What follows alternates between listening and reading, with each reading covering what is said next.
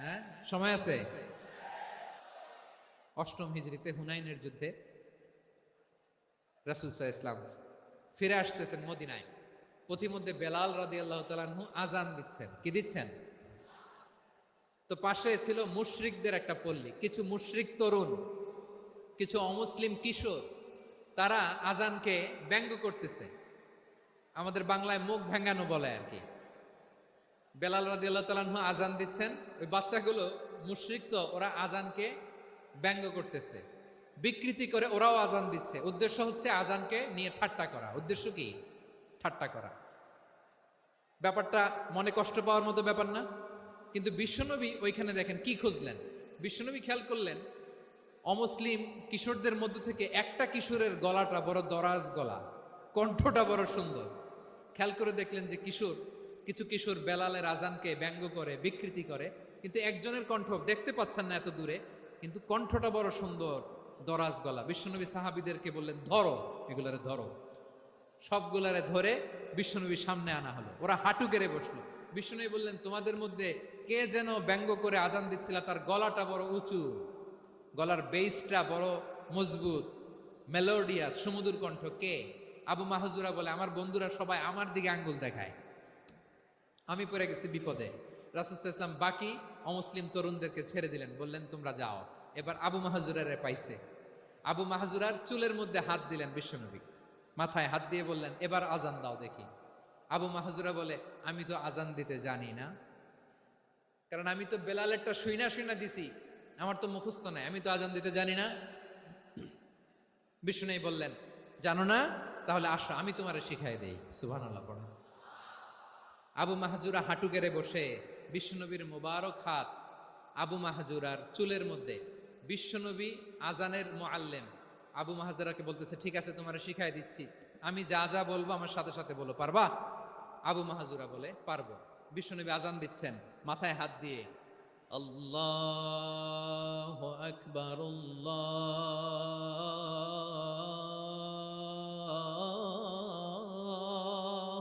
আকবার। আবু মাহাজুরা এই বাক্যটা পড়লেন। বিশ্বনবী দ্বিতীয় বাক্য পড়তে আরম্ভ করলেন,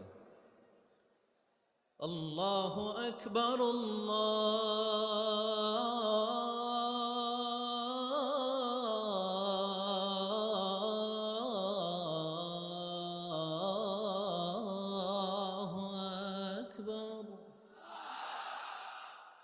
আবু মাহাজুরা এই বাক্যটা বললেন। বিশ্বনবী আবু মাহাজুরার মাথার মধ্যে হাত দিয়ে তৃতীয় বাক্য বললেন, আশহাদু আল্লা ইলাহা ইল্লাল্লাহ।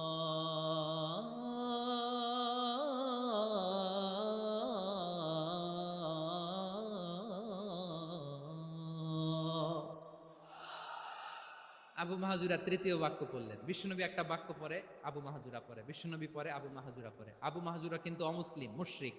আবু মাহাজুরা বলে, এক একটা বাক্য পড়ি আমার কলিজাটা গলে ঠান্ডা হয়ে যায়। এতদিন মোহাম্মদকে গালি দিতাম, এখন মোহাম্মদ আমার মাথায় যখন হাত রাখছে আমার সারা শরীর ঠান্ডা হয়ে গেছে। বিশ্বনবী আজান শিখাচ্ছেন, একটা একটা বাক্য পড়ে আবু মাহজুরাও পড়ে, বিশ্বনবী পড়ে, আবু মাহজুরাও পড়ে। পুরো বাক্যগুলো যখন শেষ, আজান শেষ, আবু মাহজুরাও যখন পুরো আজান পড়লেন, আবু মাহজুরা বললেন, এতদিন মোহাম্মদের চেহারা দেখলে আমার ঘৃণা লাগতো, আজ থেকে মোহাম্মদের চেহারার চেয়ে প্রিয় চেহারা আমার কাছে নাই। আবু মাহজুরা বললেন, ও মুহাম্মদ, আজানের বাক্য তো আপনি আমারে শেখালেন, এখানেই শেষ করবেন না, আপনি আমারে পড়ায় দেন, লা ইলাহা ইল্লাল্লাহু মুহাম্মাদুর রাসূলুল্লাহ সাল্লাল্লাহু আলাইহি ওয়াসাল্লাম। বিশ্বনবীর সাথে দাঁড়িয়ে উনি শাহাদা পড়ে মুসলমান হয়ে গেলেন। এবার আবু মাহজুরা বলে, ইয়া রাসূলুল্লাহ, ইয়া হাবিবাল্লাহ, আমি মুমিন হয়েছি, মুসলমান হয়েছি, আপনার কাছ থেকে আজান শিখার সৌভাগ্য আমি লাভ করেছি গো নবী। আমার কণ্ঠের বড় তারিফ করেছেন আপনি, আমার আজানকে আপনি পছন্দ করেছেন। একটা জিনিস আপনার কাছে চাই, আপনি আমাকে মক্কার মসজিদুল হারামের মুয়াজ্জিন হিসেবে অ্যাপয়েন্ট করে দে। বিষ্ণু ইসা ইসলাম বললেন, যাও আবু মাহজুরা, আমি তোমাকে পৃথিবীর শ্রেষ্ঠতম মসজিদ মক্কার মসজিদুল হারামের মুয়াজ্জিন হিসেবে অ্যাপয়েন্ট করে দিলাম। দেখছেন কিভাবে ট্যালেন্ট হান্টিং করতে হয়, কিভাবে হিউম্যান রিসোর্স মানব সম্পদকে ব্যবহার করতে হয়। আসছিল আজানকে ভেঙ্গাইতে, আসছিল কেন? আজানকে ব্যঙ্গ করার জন্য, বিকৃত করার জন্য। আজানকে বিকৃত করতে যে ইসলামের সবচেয়ে শ্রেষ্ঠ মসজিদের মুয়াজ্জিন হয়ে গেল। পড়েন সুবহানাল্লাহ। হযরত আবু মাহজুরা রাদিয়াল্লাহু তাআলা আনহু ওনার এই সুললিত কণ্ঠ ব্যবহার করে মসজিদুল হারামে এত সুন্দর করে আল্লাহু আকবার বলে আজান দিতেন, মানুষগুলোর, মুসল্লিগুলোর, মক্কাবাসীর হৃদয়কে তিনি বিগলিত করে দিতেন। মানুষের হৃদয়কে ঠান্ডা হয়ে যেত। শুধু এখানেই শেষ না আমার যশোরের ভাইয়েরা। বিশ্বনবী যখন সাইয়েদনা আবু মাহজুরা রাদিয়াল্লাহু তাআলা আনহুকে আজান শিখাচ্ছিলেন, বলেন তো বিশ্বনবীর হাতটা কোথায় ছিল? আবু মাহজুরার মাথার সামনে, এই চুলের উপরে ছিল। আবু মাহজুরা ওই স্মৃতিটাকে ধারণ করবার জন্য, ওই স্মৃতিকে বহন করার জন্য বিশ্বনবীর মোবারক হাত আবু মাহজুরার কপালের চুলের যেই জায়গায় লেগেছে, মৃত্যুর আগের দিন পর্যন্ত আবু মাহজুরা মাথার ওই চুলে কোনোদিন ছুরি আর কামার লাগায় নাই, সেখানে কেচি লাগায় নাই, চুলের মধ্যে খুর লাগায় নাই। আবু মাহজুরা ডান দিকের চুল কাটতো, বাম দিকের চুল কাটতো, পেছনের চুল কাটতো, সামনের চুল কাটতো না। আবু মাহজুরা রাদিয়াল্লাহু তাআলা আনহুর সামনের চুলগুলো বড় হতে হতে যখন এত বড় হয়ে যায়, তিনি চুলগুলো পেঁচিয়ে মাথার মধ্যে রাখতেন। তারপরে তিনি পাগড়ি পরতেন। সবাই জিজ্ঞেস করতো, আবু মাহজুরা এটা আবার কেমন স্টাইল? দেখতে তোমার কি বিদঘুটে লাগে?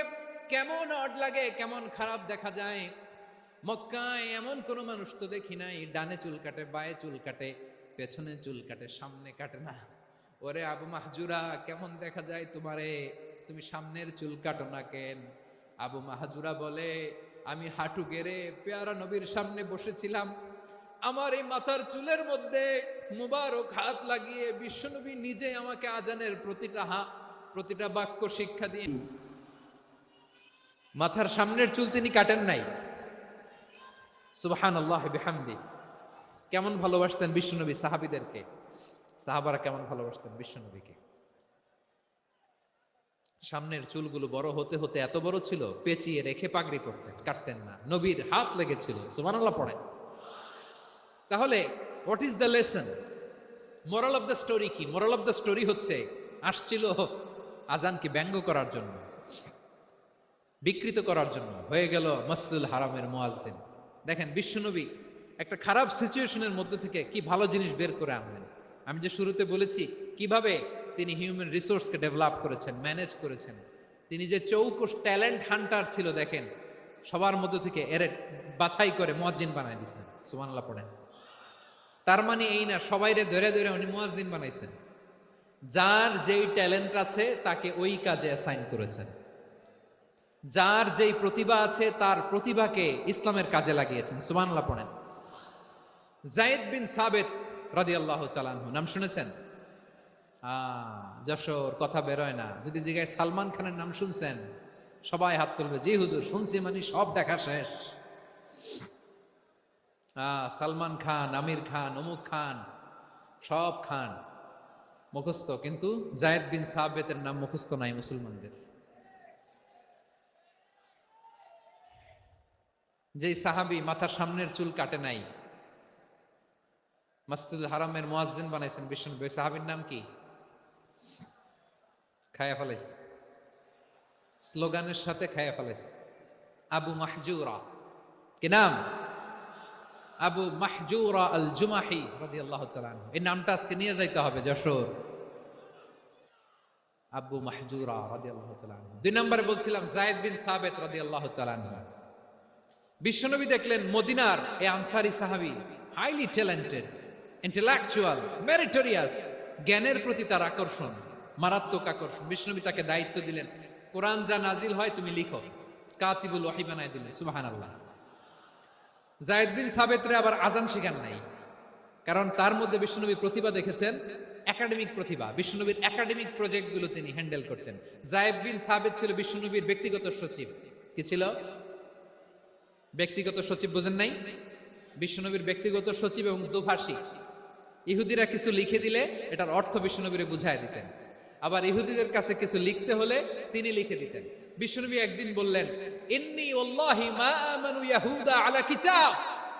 ইহুদিরা যে চিঠি পাঠায় অর্থ তো বুঝি না, আরেক ইহুদি আইনে অর্থ করা লাগে। আবার ইহুদিদের কাছে কিছু লিখে পাঠাইতে চাইলে আমরা তো লিখতে পারি না, ইহুদিরে দিয়ে লেখা লাগে। ওরা যে পয়রা শোনায় লিখে দেয়, আমি ওদের বিশ্বাস করি না।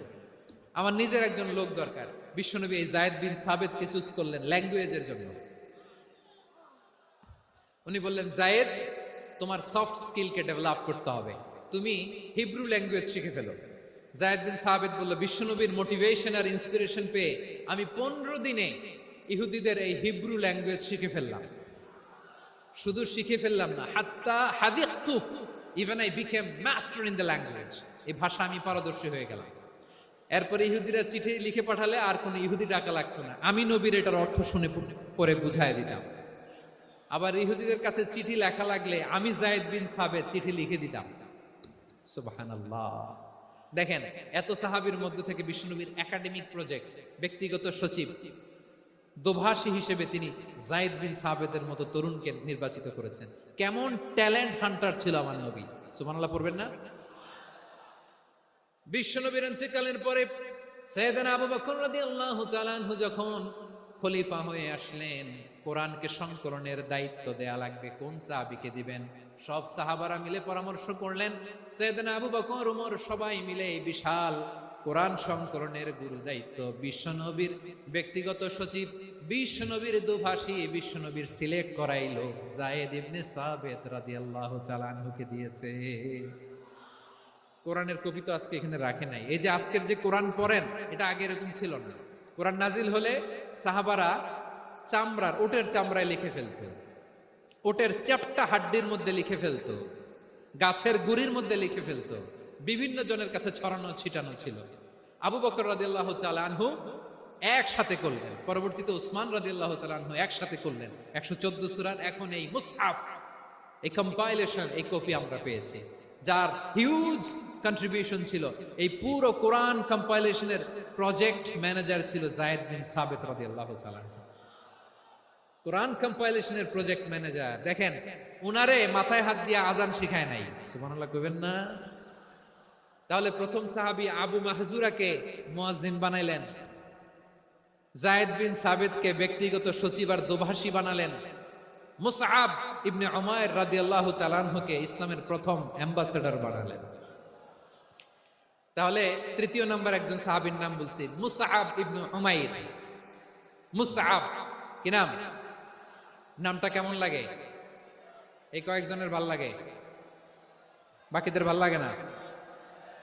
ভাল লাগে? এই এই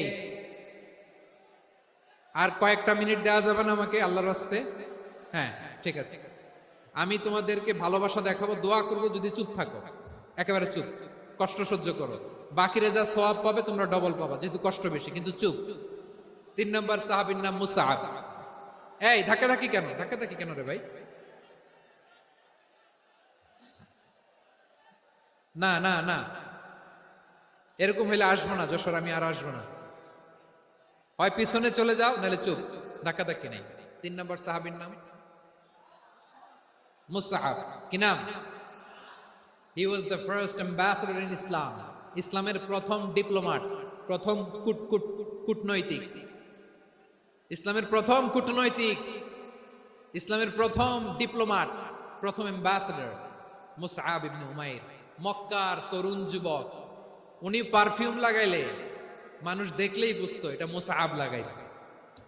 এমন ড্যাশিং ফেসের ছিল, এমন স্মার্ট ড্যাশিং ফেস, এমন পার্সোনালিটির মানুষ ছিল মুসআব রাদিয়াল্লাহু তাআলা। কারণ যিনি ইসলামের স্পোকম্যান হবেন, মুখপাত্র হবেন, তার স্মার্ট হওয়ার দরকার আছে না নাই? আকাবার প্রথম শপথ যখন হলো, তাদের সাথে বিষ্ণু ইসা ইসলাম মদিনাতে একজন মুখপাত্র পাঠালেন, ডিপ্লোম্যাটকে পাঠালেন, অ্যাম্বাসেডর অফ ইসলাম। তিনি হচ্ছেন মুসআব ইবনে উমাইর। করেন সুবহানাল্লাহ। বিশ্বনবী দেখলেন সে অনেক স্মার্ট, তার ডেডিকেশন আছে, সিনসিয়ারিটি আছে, এবং মদিনায় যে আউস খাজরাজ গোত্রের নেতাদের সাথে ডিল করতে হবে, ইহুদিদের সাথে ডিল করতে হবে, ওখানে একজন পাক্কা জানু খেলোয়াড়ের দরকার আছে না নাই? মুসআব ইবনে উমাইর রাদিয়াল্লাহু তাআলা আনহু, ওনাকে বিষ্ণু ইসা ইসলাম চুজ করলেন। এবং বিষ্ণু ইসা ইসলামের এই চুজিংটা এই সিলেকশনটা এত সুন্দর ছিল, তিনি মদিনাতে যে বিশ্বনবী আসার আগেই মদিনার জমিনকে তিনি উর্বর করে ফেলছেন। প্রতিটা ঘরে ঘরে কালিমার দাওয়াত তিনি পৌঁছায় দিচ্ছেন। জুমার বিধান নাজিল হয়েছে, কিন্তু মক্কায় পরিবেশ নাই জুমা পালনের। বিষ্ণু ইসলাম একজনকে দিয়ে খবর পাঠালেন, যাও মদিনায় মুসাবকে যে বলো, মুসাব তো আমার শিক্ষক, আমার স্পোকম্যান, মদিনাতে যেন তারা জুমা কায়েম করে। বিশ্বনবীর আগেই মুসাব মদিনার মুসলিমদেরকে নিয়ে মদিনায় প্রথম জুমা কায়েম করে ফেলছে। সুবহানাল্লাহ। ডিপ্লোম্যাটদের কেমন হইতে হয়, অ্যাম্বাসেডারের কেমন হইতে হয়, মুসাব রাদিয়াল্লাহু তাআলা আনহুর কাছ থেকে শিখে নাও। মুসাব নামটা কেমন লাগে? যশোর যাদের সন্তান হবে, ছেলে সন্তান, আমার রাস্তায় পাইলে সবাই জিজ্ঞেস করে, হুজুর একটা নাম দেন, আমার ছেলে হবে। যশোরবাসীর জন্য আমি একটা নাম দিয়ে দিলাম, নাম রাখতে হবে মুসাব। কি নাম? নামটা যাদের ভাল লাগে, ছেলে সন্তান অনাগত আসবে, মনে চাইলে নাম রেখে দিবেন মুসাব রাদিয়াল্লাহু তাআলা আনহুর নামে মুসাব। তাহলে মুসাব রাদিয়াল্লাহু তাআলা আনহুকে বিশ্বনবী ল্যাঙ্গুয়েজ শিখান নাই, সফট স্কিল শিখান নাই। জায়েদ রাদিয়াল্লাহু তিনি হিব্রু ল্যাঙ্গুয়েজ শিখেছেন, সুরিয়ানি শিখেছেন, কিন্তু মুসাবকে তিনি বানিয়েছেন the spokesman of Islam, the first diplomat, the ambassador of Islam. সুবহানাল্লাহ পড়বেন না? আব্দুল্লাহ ইবনে আব্বাস রাদিয়াল্লাহু তাআলা আনহু বিশ্বনবীর কাজিন, চাচাতো ভাই। আবার মাইমুনা রাদিয়াল্লাহু তাআলা আনহু, মাইমুনা নবীর স্ত্রী, তিনি ছিলেন আব্দুল্লাহর আপন খালা। তো নবীর বউ যদি উনার খালা হয়, নবী তার কি? বুঝে নাই, নবী তার কি? খালু। তাহলে সম্পর্ক অনেক গভীর, কাজিন আবার খালু। ছোট্ট মানুষ, তাই রাতে মাঝে মাঝে ঘরে থাকতো। বিশ্বনবী দেখলেন আব্দুল্লাহ যেহেতু আমার ঘরে ঢুকতে পারে, আব্দুল্লাহরে এই উম্মতের